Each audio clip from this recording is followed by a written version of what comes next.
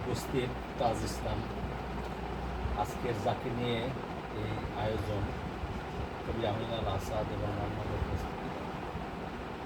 এই দিনটি প্রতি বছরই আসে। আমিন আল আসাদ প্রতি বছরই ঘনিষ্ঠজনদেরকে নিয়েই একটু পারিবারিক আয়োজন করে। এটা সত্যি আমাদের এবং সুখকর। এই উপলক্ষে কাছাকাছি হওয়া যায়, বসা যায়, কথা বলা যায়, এটা একটি বিষয়। আমি একটি ঘটনা দিয়ে শুরু করছি। সেটা হলো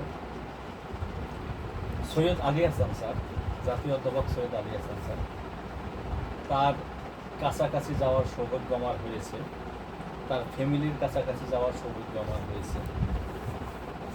তো ওনার দুই ছেলে, এক ছেলে আমেরিকায় থাকে আর এক ছেলে দেশে।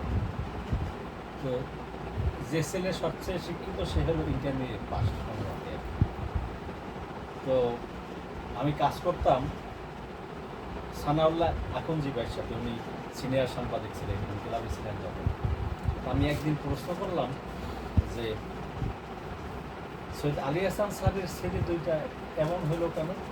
তো উনি এক কথায় উত্তর দিলেন যে জানেন না, বটগাছের নিচে কিছু হয় না। উনি এক কথায় উত্তর দিয়েছেন।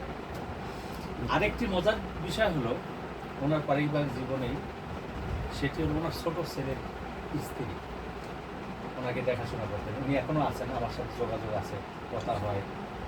ওনার ওই ছেলের নাতিনদের ছবি পাঠাইছিল কদিন আগে, আমি চেপেছি। তো ওনার বাসায় প্রতি মাসে আমাদের একটা আড্ডা হতো, সেখানে সিএনসির গণ্যমান্য ব্যক্তিরা আসতেন এবং খাওয়া দাওয়ার আয়োজন হতো। এটার আয়োজন আমি ছিলাম, আমাকেই করতে হতো আর কি, প্রাতিষ্ঠানিকভাবে। তো সৈয়দ আলী হাসান স্যারের আবার পত্রিকা বেরোতো না, কি জানো? হ্যাঁ, সৌরভ আর সৌরভ, ত্রৈমাসিক মনন আর মাসিক হলো সৌরভ, 2 ফরম্যাট ছিল, আর 10 ফরম্যাট ছিল। আমার হাত দিয়ে বের হয়। তো ওই প্রোগ্রামের আগে মাহবুব ভাই আমাকে বলে দিয়েছেন যে তুমি এই নিয়ে যাও। তো আমরা ওই খাবার দাবার নিয়ে যেতাম। আলী হাসান স্যারের একটা ছিল, ওই শিক কাবাব আর নান রুটি, এটা খাওয়ার ওনার খুব ছিল। তো আমি যাওয়ার পরে জিজ্ঞেস করলেন তুমি কি এনেছো? আমি বললাম স্যার এই এনেছি। আচ্ছা ঠিক আছে। তো উনি ডাক দিলেন ওনার বাড়ির সহকারীকে, ডাক দিয়ে টাকা বের করে দিয়ে বললেন যে যাও কাবাব আর নান রুটি নিয়ে আসো। তো উনি যথারীতি কাবাব আর নান রুটি নিয়ে আসলেন। তো অনুষ্ঠান শেষে অনেক লোক, তো মাঝখানে টেবিলের উপরে খাবার সব সাজানো, তো যে যার মতো করে ওই প্লেটে নিয়ে যেখানে বসতে পারছে। সৈয়দ আলী হাসান স্যারকে ওখানে বসানো হয়েছে।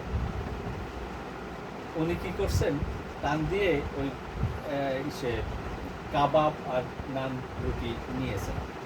দূর থেকে আলী হাসান স্যারের পুত্রবধূ এটা দেখেছেন, দেখে দৌড় মেরে এসেছেন। তখন তো কম বয়স, দৌড় মেরে এসেছেন, এসে প্লেটটা টান দিয়ে সরাই গেছেন। আব্বা আপনি এটা কি করলেন? ডাক্তার আপনাকে কি বলেছে? হ্যাঁ, সে কোনো কথা বলছে না। ঠিক আছে। তো মাহবুব ভাই, আমরা তাকাইছি, মাহবুব বলেন একটু খাচ্ছে ভাবি, একটু না খাবে, অল্প তার পরিমাণ আছে, ডাক্তার যে পরিমাণ বলছে এটাই খেতে হবে তাকে, আমি দিতেছি ভাই। উনি আবার সেই দিলেন, সেই পরিমাণ। তো ওনার রুটিন ছিল যে এর বাইরে যেতে পারবে না। তো এই একটা বয়সে এইগুলো হয়। তার এই ঘটনাটা এই জন্য বললাম, ওনার ওই ছোট ছেলের ওয়াইফ স্যারকে দেখাশোনা করতেন। এইরকম পুত্রবধূ পাওয়া একটা সৌভাগ্যের ব্যাপার। তা আমি একদিন আকনজি ভাইকে বললাম যে ভাই, সৈয়দ আলী হাসান স্যার কি পুত্রবধূ পেয়েছে? তা সে পুত্রবধূ পেয়েছে ঠিক আছে, কিন্তু তার পুত্রবধূ তো সৌভাগ্যবতী যে এমন এক শ্বশুর পেয়েছে। এই যে বিষয়টা আমি বলছিলাম, এই জন্য কথাটা প্রভাবের যে বিষয়গুলো আসে।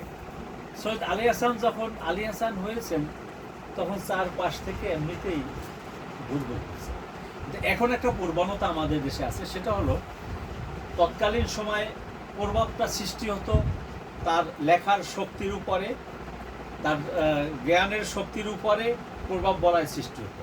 আর এখনকার প্রভাব বলয় যেটা সৃষ্টি হয় আমাদের সমাজে বা হয়েছে, সেটা হলো রাজনৈতিক প্রভাব বলয়। সৈয়দ আলী হাসানের আমার মায়ের সোনার নলকের কাছে শামসুর রহমানের সব আল মাহমুদের এই এক কবিতা যদি এক পাল্লায় দেয়, শামসুর রহমানের সব কবিতা এক পাল্লায় দিলেও সমান হবে না। এটা তাদেরই এক কবির মুখের বলা কথা। কিন্তু রাজনৈতিক কারণে শামসুর রহমান অনেক ফুলিয়ে ফেঁপিয়ে অনেক কিছু হয়েছে, ঘটনা ঘটেছে। এরপরে কি হইল, রাজনৈতিক কারণে আল মাহমুদরে তারা কোণঠাসা করে ফেলল। কিন্তু আল মাহমুদ কি হারিয়ে গেছে? হারিয়ে যায়নি, কোনোদিনই যাবে। লেখার শক্তি ভিন্ন, হ্যাঁ এটা ঠিক যে কিছু বই বের করা, লেখা ছাপা হওয়া। আমি আরেকটি ঘটনা বলি, আমাদের দেশের মানুষের প্রবণতা বোঝানোর জন্য বলতেছি। আমি যখন সিএনসি ইনকিলাবে জয়েন করার আগে সিএনসিতে কাজ করতাম, তখন সিএনসির নেশারটাই ছিল ওই কিছু বিখ্যাত মানুষ, বড় মানুষ, সে ব্যাংকার, ইয়ে বলে ব্যবসায়ী, চাকরিজীবী, এরা মান্থলি দিত প্রতিষ্ঠানটা চালানোর জন্য। চাঁদা হিসেবেই আমি এই করতাম, তো চাঁদাগুলো নিতে হতো, ওইটা দিয়ে প্রতিষ্ঠানটা চলত। আর বিশেষ বিশেষ অনুদান ছিল সেটা দিয়ে। সাহিত্য সংস্কৃতি অঙ্গনের প্রতিষ্ঠান তো তো এক লেখকের কাছে যেতাম, উনি লেখক, ব্যাংকার, সালাম দেওয়ার পরে উত্তরটাও ঠিক মতো দিতেন না, ঘন্টার পর ঘন্টা বসাই রাখতেন।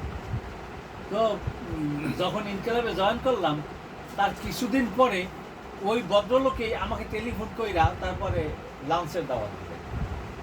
এরপরে খাতির হইল, সম্পর্ক দীর্ঘদিন। বিষয়টা হলো এই যে এখানে মানবিকতার অভাব। এখানে কি এটা ওই দুনিয়াবি কি বলে এটাকে, স্বার্থ সংশ্লিষ্ট বিষয়টা কাজ করে। এই জন্য আমার কাছে যেটা মনে হয়, হ্যাঁ বই তো বের করতেই হবে, বই বের করা খুব জরুরি, কিন্তু লেখার শক্তি যখন থাকে তখন সেটাকে কেউ ফেলে দিতে পারে। এই হুমায়ুন আহমদ একমাত্র কি জানি প্রথম ইয়েটা ছিল, বইটার নাম, উপন্যাস নামটা তো বলে না না না না না আরে নন্দিত নর। এই যে একটা দিয়ে বেরো, শরৎচন্দ্র চট্টোপাধ্যায় কিভাবে বিখ্যাত, শ্রীকান্ত। তো সে ওই সাহিত্য সভা হতো, পিছনে বসে থাকতো। এরপরে ওইখানে কি জানি নামটা ভুলে গেলাম, উনি সাহিত্য সভা পরিচালনা করতেন। একদিন দায়িত্বকে বলেন, তুমি সেখানে বসে থাকো, তুমি কি করো? তুমি কবিতা পড়ো না, গল্প পড়ো না, আলোচনা করো না। তো বলে তুমি কি করো? আমি লিখি। কি লেখো? উপন্যাস। তা তুমি উপন্যাস নিয়ে আসো কয়েকদিন আমার কাছে। নিয়ে আসছে, দেখা তো মাথা, এই ছেলে কি করতেছে, কি লেখছে এই ছেলে। তখন তাকে পৃষ্ঠপোষকতা দিতে শুরু করলো, সে হয়ে গেল শরৎচন্দ্র চট্টোপাধ্যায়। তো এটা একটা ফ্যাক্টর। আর প্রভাব বলায় তো এখন যে আমি যেটা দেখতেছি, এই যে প্রায় 30-35 বছর ধরে তো সাহিত্য অঙ্গনে আমাকে মল্লিক ভাই বলছিলেন, তুমি লেখক মানুষ, সাংবাদিকতায় যাও, ভালো করো। তাহলে মেহরবানির শুকরিয়া, সাংবাদিকতায় করলাম। মানুষের মনুষ্যত্ব তো উঠে গেছে সমাজ থেকে।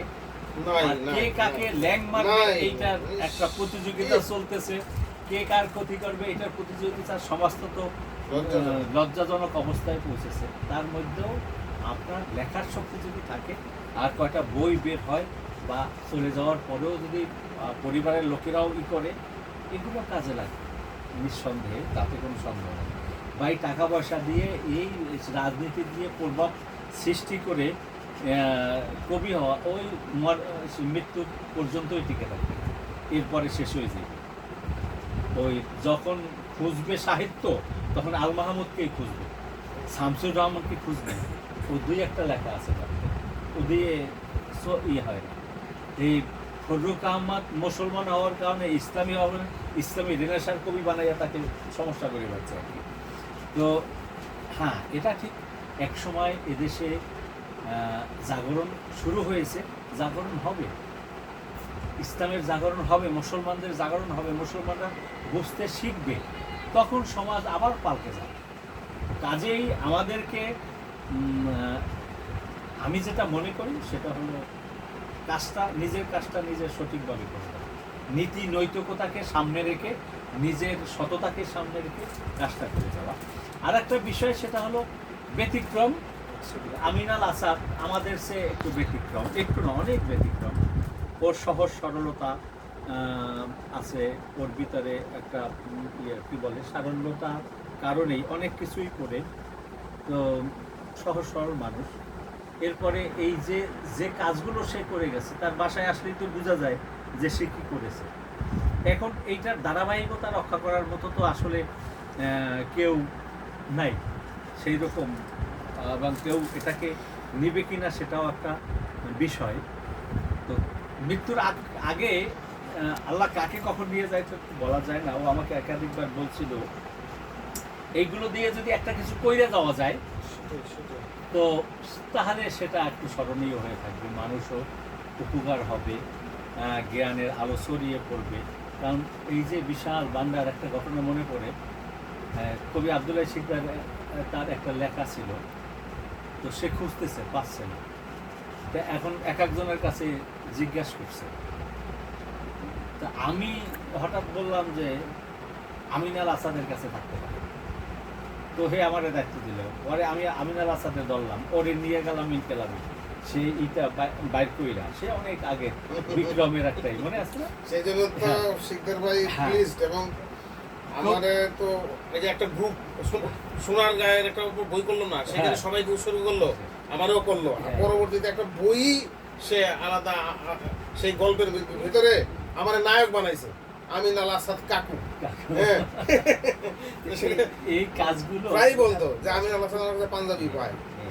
হ্যাঁ, তবে এটাও সত্য যে তার জন্য সাপোর্ট দরকার। এই জন্য আমি বলবো ভাবিকেও কাছে শুকরিয়া জানাই, ধন্যবাদ জানাই যে ঘরে যদি সহনশীলতা না থাকে এগুলো করাও সম্ভব হয় না। আল্লাহর মেহেরবানির শুকরিয়া। যেমন আমার ক্ষেত্রে অনেকটাই এরকম, সকালে বের হতাম, রাতে ফিরতাম, আমার কোনো খবর নাই, সংসার কি আছে না আছে এগুলো নিয়ে বাবার ছিল না।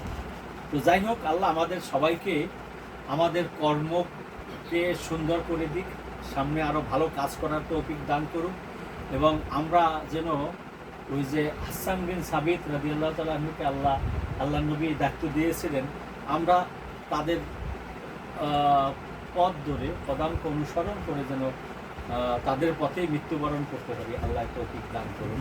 আল্লাহ আমাদের সবার উপরে, আমাদের সবার মাথার উপরে তার রহমতের হাত ফেলা রাখুন। এই বক্তব্য এখানে শেষ করছি। আল্লাহ হাফেজ।